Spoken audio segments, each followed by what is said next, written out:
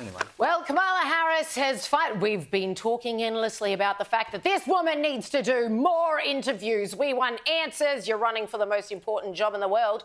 Can we please get some straight answers? So she finally sat down with MSNBC's host, Stephanie Ruler, and you would not believe the softball questions. Here's one about Kamala's time at Macca's. Your opponent almost every day seems to be talking about this, so I just want to ask you yes or no. At any point in your life, have you served 2 all-beef patties, special sauce, lettuce, cheese, pickles, onions on a sesame seed bun, working at a McDonald's? Yes or no? That's it. I have. Okay, now the other job. But it was not a small job. Like, I did the fries. I mean, Oh, incredible. That's one that she could answer really confidently. Not so much when Stephanie asked Kamala about, so with all these taxes that you intend to raise in order to fund all the things that you're going to pony for everyone, a pony for everyone's pony, what if you can't raise the taxes? What if you don't have the support in both the houses that you need in order to pull this off?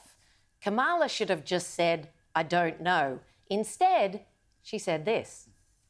You mentioned housing before, giving that extra money for a first home. If you can't raise corporate taxes, or if GOP takes control of the Senate, where do you get the money to do that? Do you still go forward with those plans and borrow? well, but we're going to have to raise corporate taxes, and we're going to have to make sure that the biggest corporations and billionaires pay their fair share. That's just it. Lady, if all the polls are correct, you're looking at a pretty divided government, even if you do make it to the White House. The question is, what are you going to do if you don't have the support to raise said taxes? Oh, we're just going to have to do it, though. We're just going to have to do it. Now, even the look on her face when she was asked that was she was terrified. She was terrified. It's like it was like, oh my God, that's never occurred to me before. What do you mean? You mean? So it's almost like she was.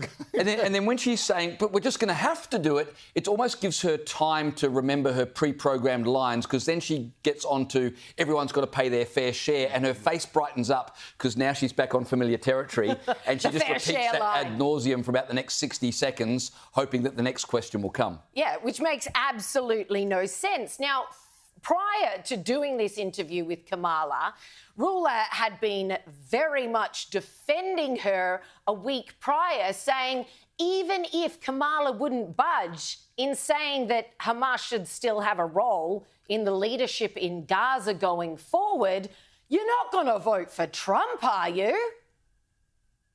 It's not too much to ask Kamala, say, are you for a Palestinian state if Hamas is going to run that state?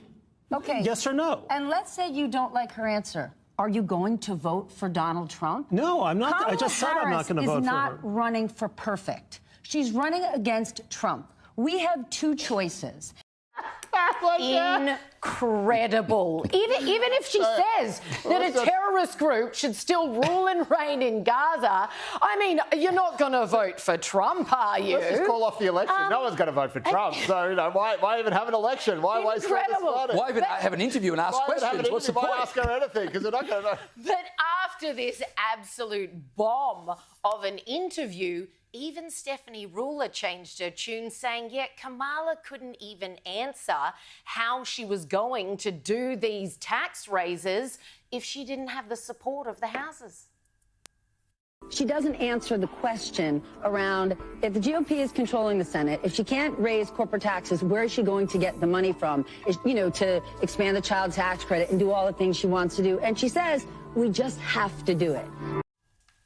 Changed her tune real fast, didn't she? So prior to the interview, she's just saying, look, no matter what she says, basically, including terrorists just still having control of that land, that's fine, anything but a vote for Trump. After the interview, she's like, she couldn't even answer this basic question, and admits it to the nation live on MSNBC. It's another one of those examples where these networks that endlessly shill for, daily tongue baths for the Democrats, actually end up with egg all over their face because they realise the person that we're trying to champion is not popular or intelligent. It's an absolutely amazing confession, isn't it, by a major American media network that we're going to interview the presidential candidate, but we actually don't care what she says because everyone should vote for her regardless. Yeah. I mean, which begs the question, why would you watch MSNBC's interview with anybody?